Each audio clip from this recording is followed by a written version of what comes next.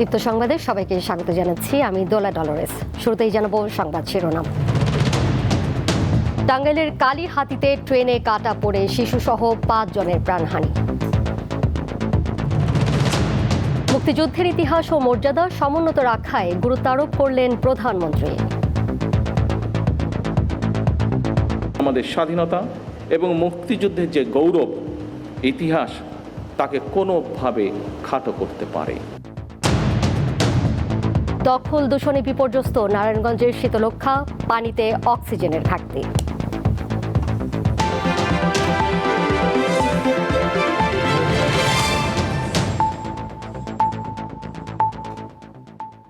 টাঙ্গাইলের কালীহাতি উপজেলায় ট্রেনে কাটা পড়ে শিশুসহ 5 জন নিহত হয়েছেন। আজ রাত 8টার দিকে ধলা টেঙ্গরে এই দুর্ঘটনা ঘটে। তাৎক্ষণিকভাবে নিহতদের পরিচয় পাওয়া যায়নি। টাঙ্গাইল রেলওয়ে স্টেশন ফাঁড়ির পুলিশ জানিয়েছে, রাত 8টার দিকে ধলা টেঙ্গরে ঢাকাগামী একটি যাত্রীবাহী বাস থেমেছিল। ওই বাসের কয়েকজন যাত্রী নেমে ঢাকা টাঙ্গাইল যমুনা সেতু মহাসড়কের পাশে রেল লাইনে বসেছিলেন। এ সময় সিরাজগঞ্জ এক্সপ্রেস ট্রেনটির নিচে কাটা পড়ে এক শিশু, 2 জন নারী ও 2 জন পুরুষ ঘটনাস্থলেই নিহত হন।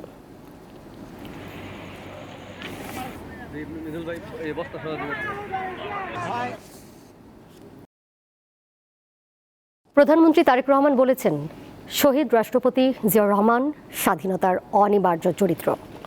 দীর্ঘদিন ধরেই তিনি স্বাধীন ও সার্বভৌম দেশের স্বপ্ন লালন করেছিলেন। আজ রাজধানীর ইঞ্জিনিয়ার্স ইনস্টিটিউশন মিলনায়তনে স্বাধীনতা দিবসের আলোচনায় তিনি আরও বলেন, এমন কিছু করা ঠিক হবে না যা মুক্তিযুদ্ধকে ছোট করে। মহান স্বাধীনতা ও জাতীয় দিবস উপলক্ষে শুক্রবার রাজধানীর ইঞ্জিনিয়ার্স ইনস্টিটিউশন মিলনায়তনে আলোচনার আয়োজন করে বাংলাদেশ জাতীয়তাবাদী দল বিএনপি। এতে প্রধান অতিথি হিসেবে অংশ নেন প্রধানমন্ত্রী তারেক রহমান। মহান মুক্তিযুদ্ধের সকল শহীদদের প্রতি গভীর শ্রদ্ধা জানাই। বক্তব্যে প্রধানমন্ত্রী বলেন, মুক্তিযুদ্ধ বাংলাদেশের ইতিহাসের শ্রেষ্ঠ অধ্যায়। শহীদ রাষ্ট্রপতি জিয়াউর রহমান ছিলেন এর অবিচ্ছেদ্য অংশ। আমরা দেখেছি অতীতে যেভাবে শহীদ জিয়াউর রহমানকে, তার অবদানকে, তার কাজকে খাটো করার চেষ্টা করা হয়েছে, এর থেকেই প্রমাণিত হয়েছে শহীদ রাষ্ট্রপতি জিয়াউর রহমান অবশ্যই বাংলাদেশের মুক্তিযুদ্ধের একজন অনিবার্য চরিত্র। অতীতকে শ্রদ্ধা জানিয়ে সামনে এগিয়ে যাওয়ার ওপর গুরুত্ব আরোপ করেন সরকারের প্রধান নির্বাহী। স্বাধীনতা এবং মুক্তিযুদ্ধের যে গৌরব গাথা তা নিয়ে আলোচনা হবে, গবেষণা চলবে। তবে আলোচনা, সমালোচনা কিংবা গবেষণার নামে এমন কিছু করা বা বলা অবশ্যই আমাদের জন্য ঠিক হবে না, যেটি আমাদের স্বাধীনতা এবং মুক্তিযুদ্ধের যে গৌরব ইতিহাস তাকে কোনোভাবে খাটো করতে পারে। সব শ্রেণী পেশার মানুষের উন্নত জীবন নিশ্চিত করাই স্বাধীনতার মূল অঙ্গীকার বললেন তারেক রহমান। সমাজের একটি অংশ নয়, বরং আমরা সকল শ্রেণী পেশার মানুষকে নিয়ে এই দেশে আমরা ভালো থাকব। এটিই হোক এই স্বাধীনতা দিবসের অঙ্গীকার। সবার সম্মিলিত প্রচেষ্টায় স্বনির্ভর ও সমৃদ্ধ বাংলাদেশ গড়ে উঠবে আশা প্রধানমন্ত্রীর। ঐক্যবদ্ধভাবে সকলে একসাথে দেশের জন্য কাজ করি, তাহলে অবশ্যই আমরা আমাদের কাঙ্ক্ষিত স্বনির্ভর বাংলাদেশ গড়ে তুলতে পারব। সঞ্জিতা প্লাবনী, দীপ্ত সংবাদ, ঢাকা। সরকার যাচ্ছে অন্যান্য প্রসঙ্গে। প্রাচ্যের ড্যান্ডি খ্যাত নারায়ণগঞ্জ শহরের মধ্য দিয়ে বয়ে যাওয়া শীতলক্ষ্যা নদী দখল ও দূষণে বিপর্যস্ত। পানির রং কুচকুচে কালো। বিশেষজ্ঞরা জানান, পানিতে জীববৈচিত্র্য টিকে থাকার জন্য ন্যূনতম 4.5 মিলিগ্রাম অক্সিজেন থাকা প্রয়োজন, কিন্তু শীতলক্ষ্যার পানিতে আছে মাত্র 0.1 মিলিগ্রাম। নদী তীরের ডাইং কারখানা ও বিভিন্ন শিল্প প্রতিষ্ঠানের রাসায়নিক বর্জ্য ও শহরের বর্জ্যে দূষিত হচ্ছে শীতলক্ষ্যা। এর সঙ্গে যুক্ত হচ্ছে পলিথিন ও নৌযানের বর্জ্য, আর দখল তো আছেই। বিভিন্ন প্রতিষ্ঠান ও বাসাবাড়ির অপরিশোধিত বর্জ্য নর্দমা ও খালের মাধ্যমে সরাসরি নদীতে পড়ছে। নারায়ণগঞ্জ পরিবেশ অধিদপ্তরের কর্মকর্তারা জানান, নর্দমা ও খাল দিয়ে প্রতিদিন প্রায় 20 কোটি লিটার শিল্প কারখানার বিষাক্ত বর্জ্য এই নদীতে পড়ছে। রয়েছে হোটেল, রেস্তোরাঁ, বাসাবাড়ির পয়ঃবর্জ্য, গৃহস্থলীর বর্জ্য, পলিথিন ও প্লাস্টিক। প্রচুর পরিমাণে অপরিকল্পিতভাবে বিভিন্ন প্রতিষ্ঠান নদীর পাশে গড়ে ওঠার কারণে বিভিন্ন বজ্র পড়ছে, যার কারণে পানিটা দূষিত হচ্ছে। এখন আর এখানে নদীর পাড়ে দাঁড়ানো যায় না, যে দুর্গন্ধ, সেই দুর্গন্ধ আমরা দাঁড়াতেও পারছি না। গার্মেন্টসের ডাইংয়ের পানি নিষ্কাশন করে সারবো এটা ভিতরে, যাতে এটা পানি পরিষ্কার থাকে, এটা একটা পদ্ধতি নিয়ে। নারায়ণগঞ্জে শিল্প প্রতিষ্ঠানের সংখ্যা প্রায় ৩,০০০। নিয়ম অনুযায়ী এসব কারখানায় বর্জ্য শোধনাগার ইটিপি থাকার কথা, কিন্তু অনেক প্রতিষ্ঠানে তা নেই। অধিকাংশ ডাইং কারখানার বর্জ্য সরাসরি মিশছে নদীর পানিতে। আবার যাদের ইটিপি আছে ব্যয় বেশি হওয়ায় বেশিরভাগ প্রতিষ্ঠান তা বন্ধ রাখছে বলে অভিযোগ। ডাইংয়ের পানি যেমন নদীতে না ছাড়ে, পানি যেমন সবসময় ফসাতে হয়, জনগণ পানি ব্যবহার করতে পারে, ওই ব্যবস্থা যদি সরকার নেয় তাহলে একটু ভালো হবে। কোনো প্রতিষ্ঠান যদি প্যারামিটার ইটিপি আছে, ছাড়পত্র আছে, কিন্তু তারা যদি প্যারামিটার বাইরে থাকে, তখন আমাদের ঢাকা মনিটরিং অ্যান্ড এনফোর্সমেন্ট শাখা থেকে কোন কোন প্যারামিটার মানমাত্রার বাইরে আছেন সেগুলোর আলোকে ক্ষতিপূরণ ধার্য করা হয়, এনফোর্সমেন্ট কার্যক্রম পরিচালনা করা হয়। পরিবেশবিদ ও নগর পরিকল্পনাবিদরা বলছেন, দূষণ রোধে অপরাধী প্রতিষ্ঠানগুলোকে চিহ্নিত করে আইনের আওতায় আনার কোনো বিকল্প নেই। শীতলক্ষাকে বাঁচানোর জন্য এই মুহূর্তে সরকারি উদ্যোগ দরকার, প্রশাসনিক উদ্যোগ দরকার, এক সিস্টেম দরকার। প্রায় 150 কেএলডি এই করা হলে এই যে পয়ঃবর্জ্য সরাসরি পরিশোধন করে আমরা আসলে ফেলবো, সেই ক্ষেত্রে দেখা যাবে যে দূষণের মাত্রা অনেকাংশই কমে যাবে এবং নারায়ণগঞ্জের নগরীর বাসযোগ্যতা আরও বৃদ্ধি পাবে। বিশেষজ্ঞরা বলছেন, শীতলক্ষা নদীর দূষণ নারায়ণগঞ্জের মানুষের জীবনে দীর্ঘস্থায়ী নেতিবাচক প্রভাব ফেলতে পারে, তাই এখনই কার্যকর ব্যবস্থা নিতে হবে। আফরিদ হাসান, দীপ্ত বার্তাকক্ষ। বাগেরহাটের চিতলমারী উপজেলায় আধিপত্য নিয়ে দুই পক্ষের মধ্যে ব্যাপক সংঘর্ষের ঘটনা ঘটেছে।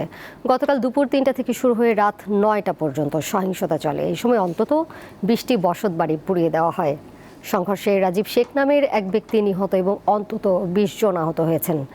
ফায়ার সার্ভিসের সদস্যরা ঘটনাস্থলে পৌঁছলেও সংঘর্ষের কারণে তাৎক্ষণিকভাবে আগুন নেভানোর কাজ শুরু করতে পারেনি।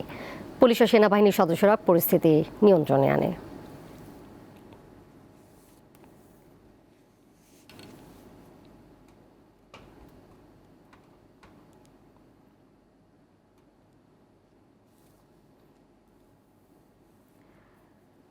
আন্তর্জাতিক প্রসঙ্গ, ইরান হরমুজ প্রণালী দিয়ে যুক্তরাষ্ট্র সংশ্লিষ্ট 10টি তেলবাহী জাহাজকে যেতে দিয়েছে বলে জানিয়েছেন যুক্তরাষ্ট্রের প্রেসিডেন্ট ডোনাল্ড ট্রাম্প।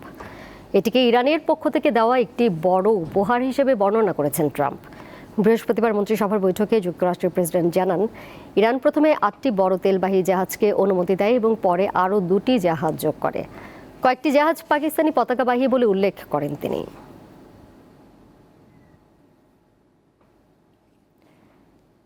ইরান যুদ্ধে সামরিক অভিযানের অংশ হিসেবে টহল দেওয়ার জন্য অত্যাধুনিক ড্রোন, স্পিডবোট মোতায়েন করেছে যুক্তরাষ্ট্র। প্রথমবারের মতো কোনো সক্রিয় যুদ্ধে এই ধরনের নৌযান ব্যবহারের কথা স্বীকার করল পেন্টাগন। এদিকে স্থানীয় সময় বৃহস্পতিবার যুক্তরাষ্ট্রের প্রেসিডেন্ট ডোনাল্ড ট্রাম্প দাবি করেন, তেহরানের সঙ্গে শান্তি আলোচনা খুব ভালোভাবেই চলছে। যুক্তরাষ্ট্রের একাধিক সংবাদ মাধ্যমের দাবি, আলোচনা ফলপ্রসূ না হলে ইরানে বড় ধরনের হামলা চালাবেন ট্রাম্প। সেক্ষেত্রে মধ্যপ্রাচ্যে অতিরিক্ত 10,000 স্থলসেনা পাঠানোর পরিকল্পনা করছে পেন্টাগন। এদিকে মধ্যপ্রাচ্যের দেশগুলোর সাধারণ মানুষকে যুক্তরাষ্ট্রের সামরিক ঘাঁটি সংলগ্ন এলাকাগুলো দ্রুত খালি করার আহ্বান জানিয়েছে ইরানের ইসলামী বিপ্লবী গার্ড কোর IRGC।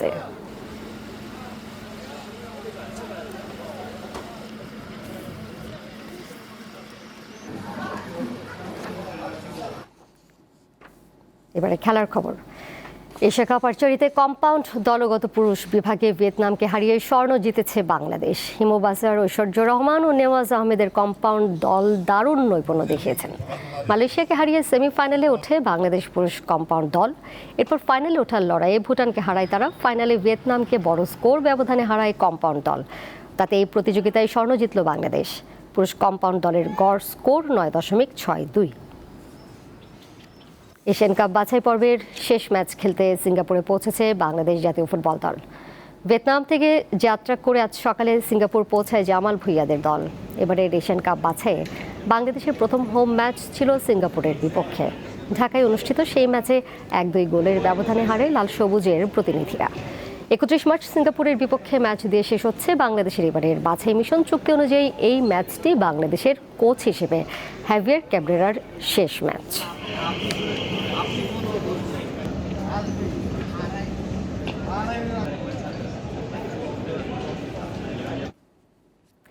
এর সাথে শেষ করব দীপ্ত সংবাদ, যাবার আগে শিরোনামগুলো জানিয়ে দেব আরও একবার। টাঙ্গাইলের কালিহাতীতে ট্রেনে কাটা পড়ে শিশুসহ 5 জনের প্রাণহানি। মুক্তিযুদ্ধের ইতিহাস ও মর্যাদা সমুন্নত রাখায় গুরুত্ব আরোপ করলেন প্রধানমন্ত্রী। দখল দূষণে বিপর্যস্ত নারায়ণগঞ্জের শীতলক্ষ্যা, পানিতে অক্সিজেনের ঘাটতি।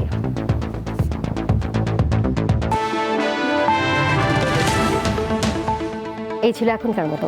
এর সাথে বিদায় নিচ্ছি আমি দোলা টলরেস। আর তথ্য এবং বিনোদনের নানা খবর জানতে যুক্ত থাকুন দীপ্ত ডিজিটাল প্ল্যাটফর্মে। ধন্যবাদ সবাইকে এতক্ষণ সাথে থাকার জন্য।